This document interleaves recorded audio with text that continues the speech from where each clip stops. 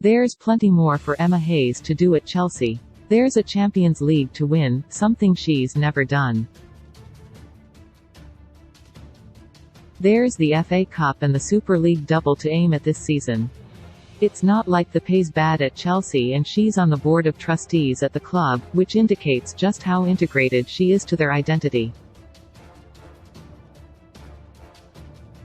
So Hayes isn't going to drop everything and gratefully come running the minute another job comes her way. She would likely be current England manager if that were the case. And certainly the idea that she would give up all of the above up for Wimbledon, as was mooted 2 years ago, was a revelation of quite how diluted men's football can be in its self-importance. But there is a level which might tempt Hayes away from what must be one of the best jobs in women's football. And there is a part of her that must wonder what might she achieve in the men's game. Emma Hayes has an outstanding track record of success with the Chelsea women's team. Hayes has been linked in recent days with the vacant manager's job at Queen's Park Rangers. QPR are close to appointing long-serving Wycombe Wanderers boss Gareth Ainsworth, not because it is some kind of step up. But to be frank, the money's better and the profile is higher and the challenge would be unique. And she likes a challenge. If there is anyone who can make this transition, it is Hayes. She is one of England's top coaches. When she talks about the game, she is one of TV's best pundits. She is shrewd, doesn't suffer fools and would not tolerate anything other than a winning culture.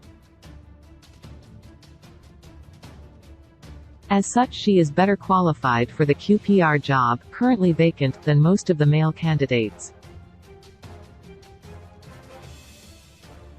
Understandably for QPR CEO Lee Hoos and Director of Football Les Ferdinand, there's a tricky calculation to be made here. With the club hurtling towards relegation, having topped the table in October under Michael Beale, whose abrupt and painful departure to Rangers precipitated this alarming decline, it probably isn't the time to be bold.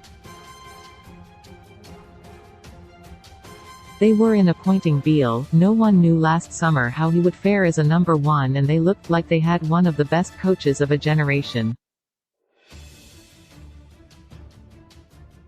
They thought in Neil Critchley they might have Beale light, but that hasn't proved the case, the mitigation being that morale is on the floor.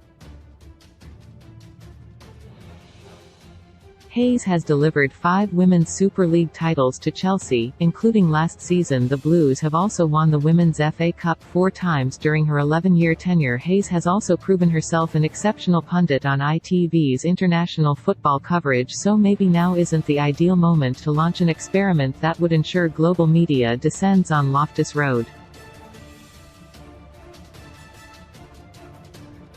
Or as Ted Kessler, QPR fan, former Q Magazine editor and founder of the New Q, told me yesterday when I mooted Hayes or Anthony Berry as preferred choices, QPR have made their 2 jazz albums this season. Now they're in a relegation battle, they need someone to play the hits, loudly. Ex-Chelsea coaches who've never managed at championship level would be suicidal. It's a great analogy and possibly right. Certainly the Chelsea affiliation will make life harder at Loftus Road. And yet clubs like QPR don't get on by playing safe in their appointments. Their budget will be in the bottom half of the championship.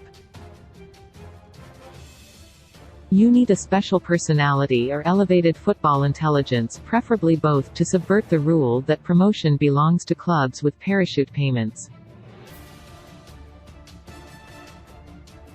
And I am not so sure Hayes is a gamble, even though she hasn't worked in men's football.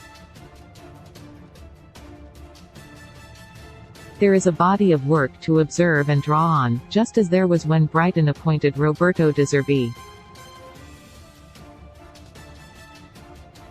Chelsea's co-owners Todd Boehly, far left, and Vedat Iqbali, second left, sat down for a healthy lunch with first-team managers Graham Potter, second right, and Hayes right. Earlier this month the managers tucked into a healthy meal of broccoli, asparagus, tomatoes, potatoes and egg. Shea had never managed in the Premier League and the club was in a very difficult moment, albeit with a very good infrastructure behind it. He might have been seen as a risky choice. Hayes will stay with Chelsea for now, but it's a matter of time before a men's club moves to appoint her. Yet Brighton were confident his work at Shakhtar Donetsk and Sassuolo could be translated into the Premier League. The same is likely true of Hayes. The only difference is her gender. But someone has to make the first move to appoint our most talented female coach. In reality, she is likely better than all the championship coaches and a good few Premier League coaches. Why would the ability, personality and intelligence to coach a football team be exclusively reserved for males? Only culture and history have dictated that thus far. As the women's game develops, more women will have opportunities to coach. And many will be better than the average man.